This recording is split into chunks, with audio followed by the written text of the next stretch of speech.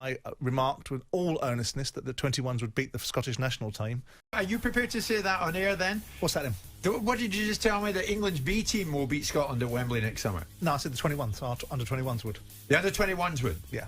Has not helped me in any shape or form. Well, that's come back to slap you in the face, it has hasn't indeed, and I do have to accept the ridicule that Alan Brazil and Ali McCoist did on the Breakfast Show, because it's fair game. Obviously, I moved my perspective down to the under-19s beating the Scottish national team, away from the 21s. You've got to acknowledge that you've got younger boys in there, and part and parcel is learning to accept defeat and also developing technically. But at the same token, we're looking for people to be achievers, because football is defined by winning and losing, yes, and anyone can lose. So the object of the aim is to be a technically gifted footballer that wins, not a technically good footballer that participates. So the notion that you're teaching these boys to become rounded, balanced individuals is not necessarily what you're really looking for.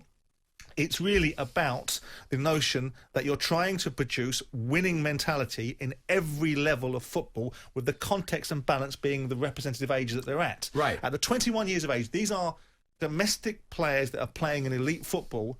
They themselves should be good enough to be able to win these games, but they also, the team reflects leadership. If you've got a manager out there that's saying to the world, my job is to develop players for the first team and results are second to that, you've already given the players an excuse and a culture that isn't a place they want to be. But who's telling them that? Who's telling them to say this? Is he saying this himself, or is he being advised, Eddie, this is your position and this is what is expected of you? And he's regurgitating that. Is that what's happening? Yes and no. I mean, yes, of course he's regurgitating to some extent what he's been unable to say. Surely someone in the FA would say, whoa, pull back off that one. Yeah. You know, there's a balance to be had. We've got to win games. And yes, of course it's a gateway. We all know it's a gateway to the first team. It's a gateway for the Portuguese. It's a gateway for the Spanish. It's a gateway for the Italians.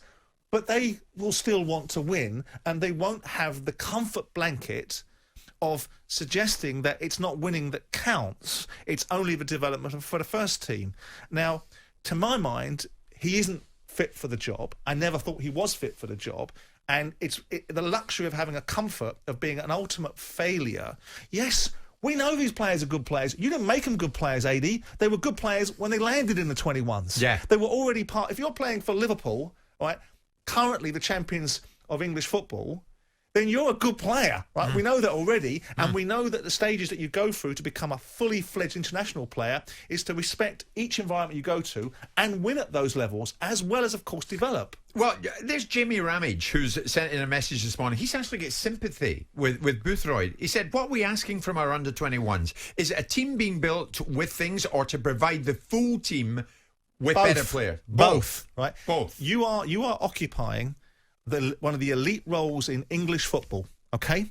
You are responsible for the tier below the first team of excellence. Right. Why are you in that job? Because your career previous to that didn't give any indication of excellence, right? So there's an element of jobs for the boys, faces fitting. He's not fit for that job. What does it tell us if the FA keep him in this position? Well, it tells us that the brief that he's been allowed to have is based upon an excuse culture of, as long as I produce players which are already pre-produced, they're already domestic successes, as long as I hold court with the media, have a training camp once every 2 or 3 months when the 21s get together, and these players that would probably already get into the first team without the 21s, his job as a success, and probably £500,000 a year he gets paid for doing it, is a justified expenditure. It's nonsense, Jim. I've got no agenda against Eddie Boothroyd. I'm sure he's a decent fellow. I met him a couple of times when he was managing Watford. They knocked us out of the playoff semi-finals in 2006, and he produced a good side, which Ashley Young was in. Sure. But let's be clear. This is not good enough, and we can turn around and say, oh, we nearly did it. Well, we shouldn't have been in that position.